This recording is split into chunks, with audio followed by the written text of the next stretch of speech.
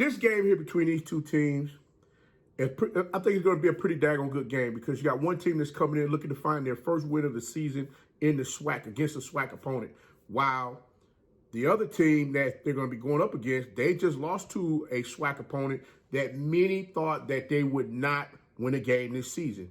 And the crazy thing about it was they beat them running the ball on the ground. So I'm wondering exactly how this game is going to turn out because I can't tell you no story, folks. This season, the SWAC has gone in so many different ways.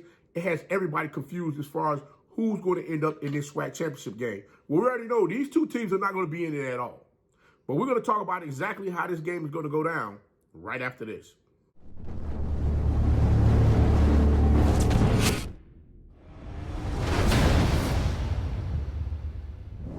What's your favorite coach back at it again? 10 toes down, about to tell you how it all went down. This is Tomorrow Leader Sports Network with your host, Coach Walker. If you're new to the channel, please like, share, subscribe. Hit that notification bell so you can get all upcoming videos. For all my leaders out there, welcome back. Y'all know the drill. Y'all know the routine. If you haven't done so already, please like, comment, and share these videos. And tap in a friend or two and tell them to come on in. It's nothing but positive vibes. We just having a good time talking about HBCU sports. And don't forget, you can follow us on all social media platforms. The links are listed down below in the description. So without further ado, we're going to go ahead and jump on in this thing. Because I know you're like, Coach, what's your take on this?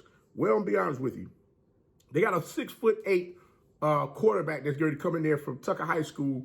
I don't know if he's coming in January. Once he graduates from Tucker High School, I've seen that young man play ball. That young man can throw it a ton, but I'm just wondering if Coach Maynor is going to use him as a quarterback, or will that young man be switched over to a tight end? I'll talk about him in another video. I think I got a couple of clips that I can go ahead and put out there for everybody to see one of the games that I went to go check him out. But I'm talking about Alabama A&M playing against Mississippi Valley State this week. And this is the last game of the season for those that are not playing in the SWAC championship game. FAMU's waiting to find out who their opponent is.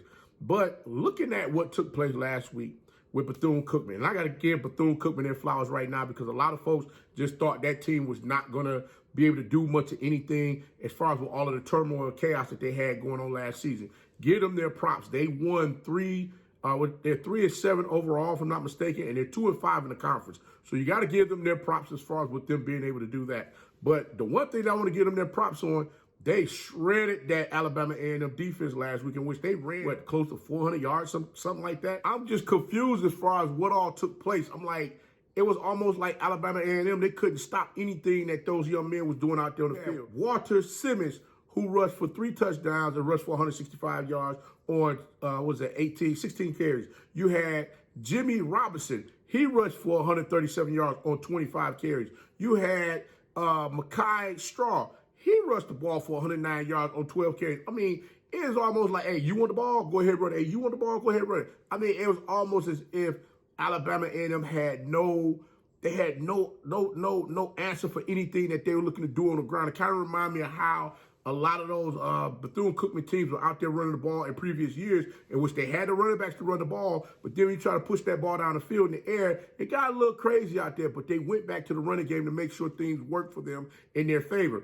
And not only that, but I'm wondering how is this quarterback situation going, pan out this week? Because you got Langford that I believe he got hurt. If I'm not mistaken, I think he got hurt. Was it in the Jack State game? One of them games he got hurt in a couple games back. And I'm like, okay, this young man's out on the field. What's going on? And he was holding his wrist. So I don't know if it's his wrist or if it's his hand that's injured.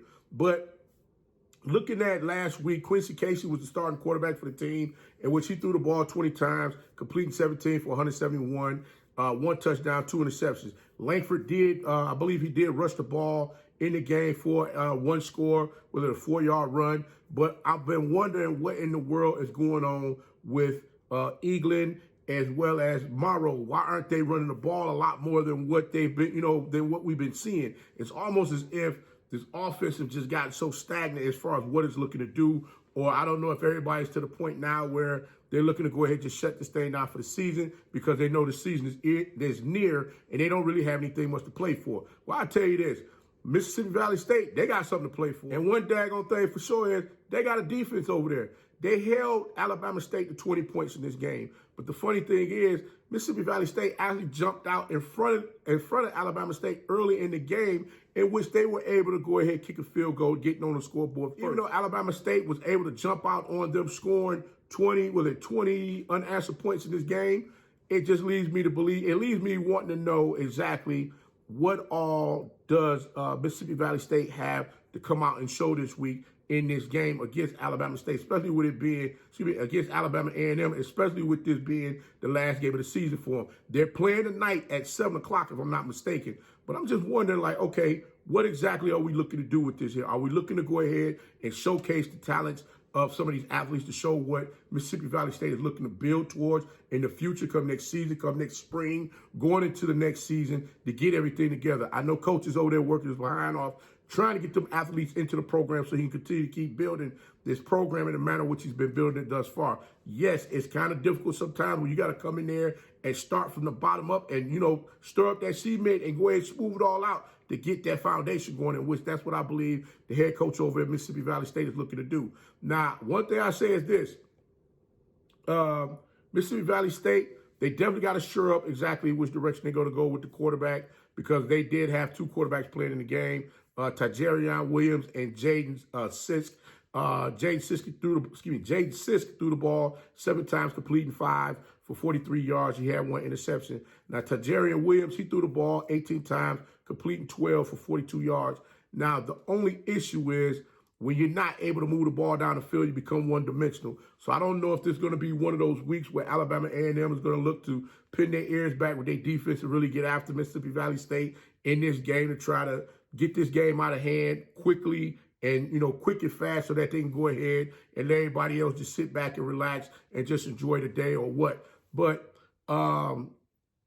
this team here, I honestly feel that with them having a 1-9 record, I think they're going to come out in this game. They're going to be looking to try to get their first win against the SWAC team in this game against Alabama A&M because, as I stated before, I don't know how just how Alabama A&M is going to react because, over the past couple of weeks, it seemed like there's something off with the program as far as with what's going on with the players, what's going on with the plays, things that's going on out there on the field. It's almost like they're not sure what needs to be done. It's like, it's almost like it's some type of dark cloud over the team. I've been waiting to see if this team was going to repeat and get themselves back into the SWAC championship swing of things, especially after they won in the spring back in, 2021. I want to see what they're going to do with all of the talent that has come through there in that program in the past couple of years, which has me wondering what exactly is going on.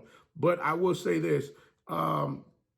Defensively, I think Alabama A&M is probably going to look to get out here and slow down Mississippi Valley State early so that, again, as I stated before, they're going to try to go out here and get some style points, letting everybody know, hey, listen, they're able to, do the things that they need to do out there on the field. But my only question has been all season long, where has that type of mentality been in the other games to get yourself in position as far as what's going on? Like I said, there's a lot of inconsistency as far as who's going to start at quarterback, what we're going to do on the offensive side of the ball as far as running the ball, what's the identity of the team. So in this instance, I'll be honest, looking at what Coach Wade has been able to do with the football program over there at Mississippi Valley State, they have never stopped fighting. It's like everybody still believes in what's going on, and they continue to keep trying to make strides to move forward. This game, I think Mississippi Valley State is going to try to murk this game up to where they're able to get in there and possibly steal them a win in this game and hopefully get their first SWAC win of the season. We're going to see how all of this is going to go down because I really want to see exactly how the guys are going to react as far as the play out there on the field, especially after watching the team just look like they disintegrated out there on the field against Bethune Cookman last week. Like I said, you got to tip your hat to them. They rushed the ball for over 400 yards last week. You got to give them their props as far as what took place. If Mississippi Valley State is able to get out there, get them linemen butted up against those Alabama A&M defensive players and open those holes up for them backs to run, it could very well be another long night for Alabama A&M once again. So we're going to sit back and relax, see how this goes. But what I want everybody to do is leave your comments below as far as your score predictions on this game. Let me know who you think is going to win and what the score is going to be. If you guess the score right, Coach going to buy you lunch. But guys, Coach going to go ahead and get up on out this thing. But until next time, be the one and lead.